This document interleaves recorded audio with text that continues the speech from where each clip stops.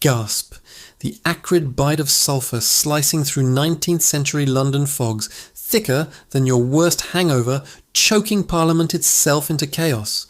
This smell didn't build empires, it broke them, shattering illusions of progress with the raw reek of human misery. Could you endure it 12 hours a day, lungs blackening in a mill, or nostrils assaulted by rivers of blood in a slaughterhouse where one breath meant life or lungful of death? Clench that question in your fist as we descend into the Industrial Revolution's underbelly, a noir labyrinth of belching chimneys and festering filth where odors weren't footnotes, but the foul ink-scripting tales of toil, triumph, and tectonic change. Welcome to Scented Secrets, the olfactory chronicles of history. Episode 5, Industrial Odors, the Reek of Revolution. Fade in on the sooty dawn of 1769 Manchester, the world's first. Industrial heartbeat pulsing under James Watts. Steam engines, his improved design, a mechanical marvel that tripled coal consumption overnight. Picture the scene like a hard-boiled detective tailing a suspect through back alleys. The oily reek of lubricated pistons seeping from Ancoats factories mingling with the sulphurous belch of coke-fired boilers, turning the Irwell River into a venomous vein. Workers, once weavers in candle-lit cottages, now herded into brick behemoths 12 stories tall, where the air hung heavy with cotton dust and machine oil, a greasy veil that coated throats and sparked the Manchester cough, a consumptive curse claiming thousands before breakfast. By 1801, the city's population had ballooned to 75,000 souls, crammed into warrens where tanneries boiled hides, in lime pits unleashing ammonia stings that burned eyes like acid rain, while dyers steeped wool in vats of urine, and indigo, their fetid brew, drifting like ghosts over the Chatham slums. The stakes clawed at every inhale, factory owners like Richard Arkwright, amassing fortunes from water frames that spun thread faster than fate, yet condemning operatives to 16-hour shifts where a snapped belt could crush a child or a boiler burst scald a shift entire. One operative's diary from 1830s. Salford recounts the horror, the perpetual twilight pierced by gas lamps flickering through haze.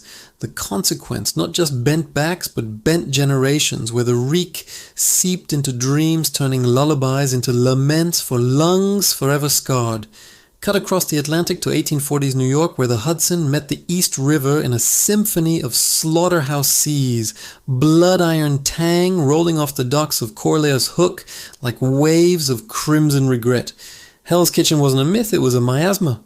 Manhattan overrun with 173 abattoirs.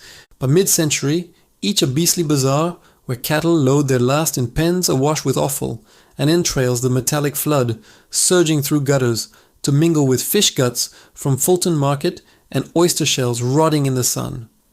Imagine the gumshoe grit, a reformer shadowing a drover through the Malay hooves, slipping on congealed gore, the air a cocktail of bile and brine that clung to collars like accusation. Packing houses in the 5 Points churned out 100,000 hogs annually, their scalding vats steaming with bristles and fat renderers boiling down scraps into tallow candles.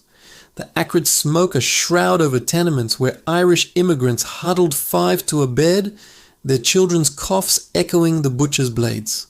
Conditions cascaded into catastrophe cholera outbreaks. In 1832 and 1849 traced not just to water, but to this olfactory onslaught, the miasma theory blaming foul vapors for fevers that felled 5,000 in weeks. Owners turned a blind eye, profits from pork pies, are weighing pleas for pits to drain the deluge. Yet one overlooked carcass, one festering flank, and a block turned graveyard. The stakes a family's erasure, or a neighborhood's uprising, where the stench fueled not just disease, but the first whispers of exodus to Brooklyn's less fetid fringes. Now pivot to the twist that ignites the powder keg rebels, and remedies rising from the reek like avengers in a fog-shrouded alley. Enter the smell activists' unsung sleuths who turn noses into weapons, petitioning with jars of captured odor as evidence in courtrooms from Manchester to Manhattan.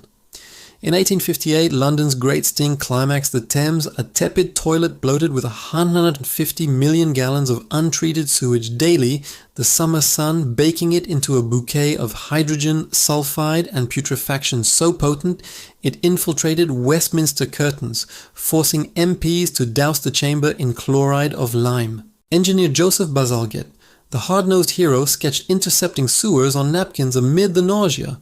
His plan a subterranean salvation of 83 miles of brick tunnels, yet opposed by penny-pinching lords until the aroma assaulted their own nostrils. One petition from Whitechapel women carried rags soaked in the rivers, essence waved under aldermen's noses, the raw proof that toppled vetoes, birthing the Metropolitan Board of Works and a system that still guards the city's underbelly.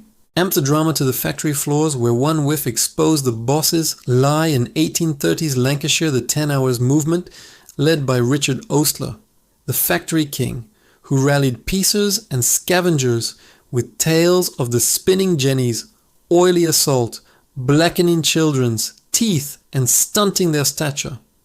Ostler smuggled samples of the mill's fetid air to parliamentary hearings, jars sealed with wax, their contents unleashing coughs in the gallery that swayed votes for the 1847 10 Hours Act capping shifts at 10, the consequence a ripple of reform from Leeds to Lowell, where unions coalesced around the cry for clean lungs. In New York's Gashouse district, activists like Dr. John Griscom, the sanitary crusader, mapped stench zones in 1845. His reports detailing how slaughterhouse runoff poisoned wells, sparking the Croton Aqueduct, a 41-mile vein of fresh water that quenched the city's thirst for survival. These rebels didn't just complain, they concocted countermeasures. Herbal smokes of eucalyptus to mask mill fumes or lime washes for tannery walls. Their ingenuity, a quiet insurrection that seeded the 8-hour day, and child labor laws turning the Reek from resignation to rallying cry, delved deeper into the educational undercurrent where odor acted as catalyst forging public health from the forge of filth with parallels that prickle your present. The miasma mindset. Miasma theory born in Hippocratic haze held that bad air brewed bad blood. Those industrial odors, the harbingers of cholera, typhus, and tuberculosis, yet their tyranny forced a pivot to science. Pasteur's 1860s swan neck flask proved germs, not ghosts, the culprit, but it was the stink's urgency that funded the lab's Edwin Chadwick's 1842 sanitary report, linking Manchester's smog to 4,000 annual deaths, paving the way for germ theory's triumph by the 1880s when Koch postulates pinned pathogens to petri dishes. Quick sniff quiz. Which Reek sparked the world's first modern sewage system, the Thames putrescence or Manchester's cotton cough? The answer both, but the stink sealed it with speed. Parliament's bill passing in days, a model for rapid response that echoes in today's climate accords.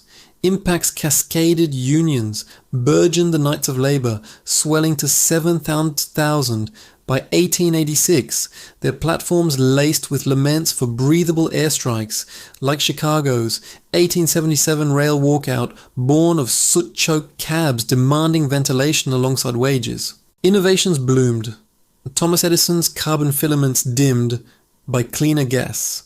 But inventors' quirks like Bazalgette's egg-shaped pipes to trap solids turned revulsion into revolution, while urban exodus swelled suburbs from London's leafy outskirts to New York's elevated trains fleeing the fray, like climate smells today, wildfire's acrid bite, or factory flares flaring injustice. These odors weren't anomalies.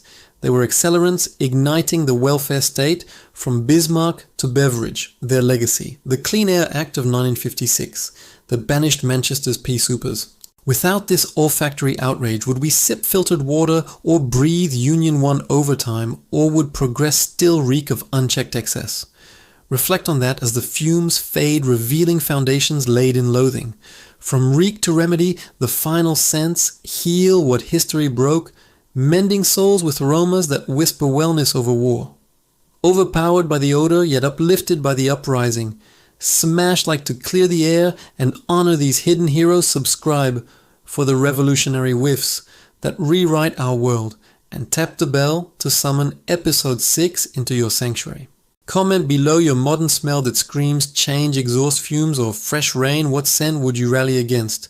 If this grit gripped you, share it with a skeptic who'd scoff at the stench until it stings their story. Until next time, exhale the past and inhale the power it forged.